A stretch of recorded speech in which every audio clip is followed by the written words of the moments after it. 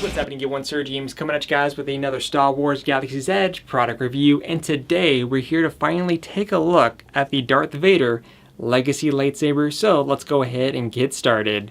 Now, to go over some basic information for those of you that are new to the channel or who've never been to Star Wars Galaxy's Edge, this item can be found in a shop known as Doc Ondar's, along with any other themed character type sabers.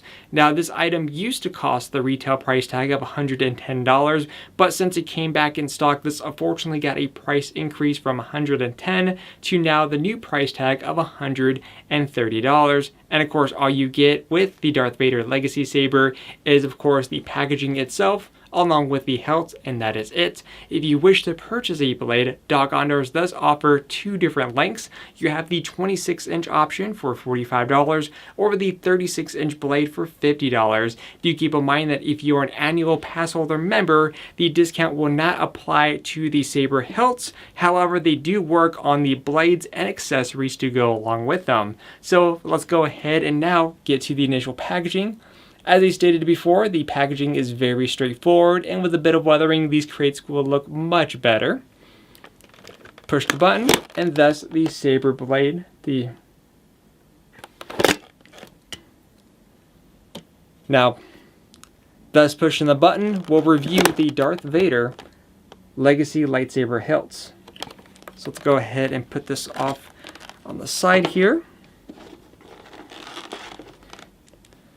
And one of the items that you guys have been waiting for such a long time now, not my fault by the way, is of course Darth Vader's Legacy Lightsaber. And this thing is really, really cool. If you are a big fan of Darth Vader, this is easily an item worthy of purchasing for sure. So let's go ahead and give you guys just a closer look of the detail first before I go into more information. There's the activation switch. Then of course you got exposed wires. Now, one thing I do want to point out, by the way, is that on the actual core piece is you have the engravings of B right here along with S. So there is B and of course S, because the price increase is BS. There you go. And of course here is the top. Now, as far as quality goes, the black portions down here on the bottom is indeed a rubberized finish. The center portion here that's wrapped around is actually plastic all the way around, including everything around it. Now, of course, you got the bit of rubber for the exposed wires. And it's a solid feeling too. It doesn't feel like this is going to break off or anything like that, which is great, so you don't have to worry about it. Now, this next part here that wraps around is also plastic. That has it's a plastic with the kind of a rubberized feeling to it. And of course, the top part here for the emitter is actually rubber, and you have your D-ring attachment. So you can clip it onto your saber belts, and that's pretty much it. And of course, the main core piece is indeed made of metal. Now, to go over the batteries, which of course the battery compartment is down below, this one uses, well, I'm actually kind of shocked. Most of the sabers have been utilizing AAA batteries, but this one uses three AA batteries. So yeah, different from the other ones, that's for sure. If these are using AA batteries, the sound capture better be better. So I think what we should do next is go ahead and do the sound test first. So what I'm going to do for the sound test is that we are just going to listen to the activation between this one, and then of course I went ahead and snapped together a power and control Savi saber with the red kyber crystal, so we could kind of get a comparison between the boot up, which one sounds better. Now there was no issues inserting the blade. I didn't have to use any force at all, so that is a great secured connection. And speaking of secure, there's actually just a tiny bit of wobble. It's not loose like some of the other ones. Very minimal. So let's go ahead and activate. That actually sounded really good.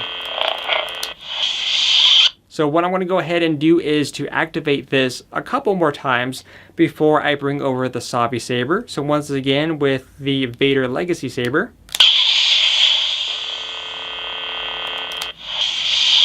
And once more.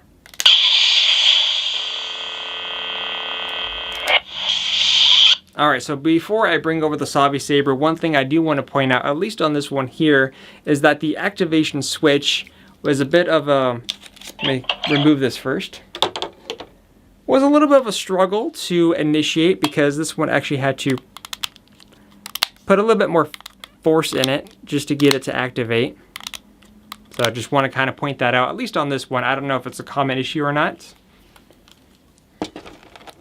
Now bringing over the Sabi Saber from Power and Control with the red Kyber crystal. Let's go ahead and listen to how this one boots up. And we're going to do this 3 times. So here's 1.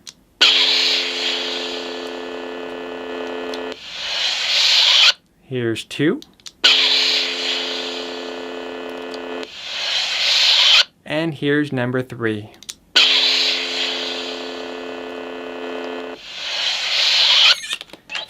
And to wrap up the boot up sound, we're going to go ahead and do the Vader one once more.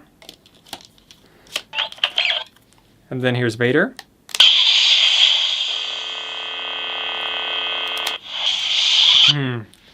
I don't know, which one do you guys like in terms of boot up sound? Do you like the one from Sabi's Workshop with the red Kyber crystal, or do you like the boot up one on the Legacy Vader? You guys could be the judge in the comment section below. So next up, let's go ahead and test out motion capture. Is this going to capture the sounds of motion better, or is it going to be similar to what we've had with the Mace Windu one?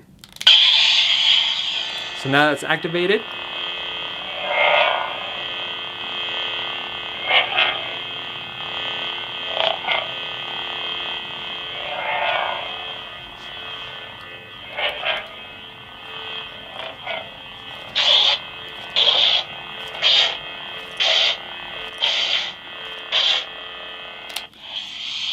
So as far as collision, like if this blade were to come in contact, it seems to capture that pretty well for the most part.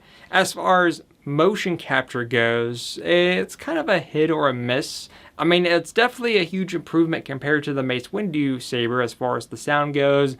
But again, when it comes to the Legacy sabers, a lot of them are a hit or a miss. And another thing I want to go ahead and let you guys know as far as the saber weight, because, ooh, I almost dropped that blade there.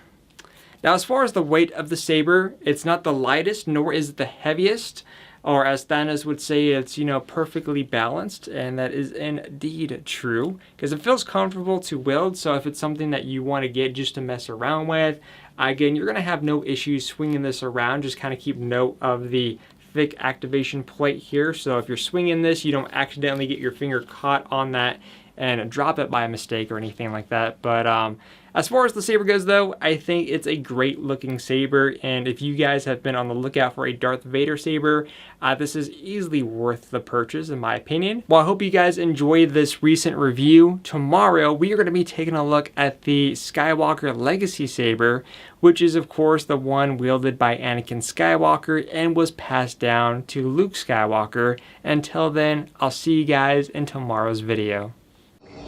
There is no escape. Don't make me destroy you. Luke, you do not yet realize your importance. You have only begun to discover your power. Join me, and I will complete your training. With our combined strength, we can end this destructive conflict and bring order to the galaxy. I'll never join you! If you only knew the power of the dark side.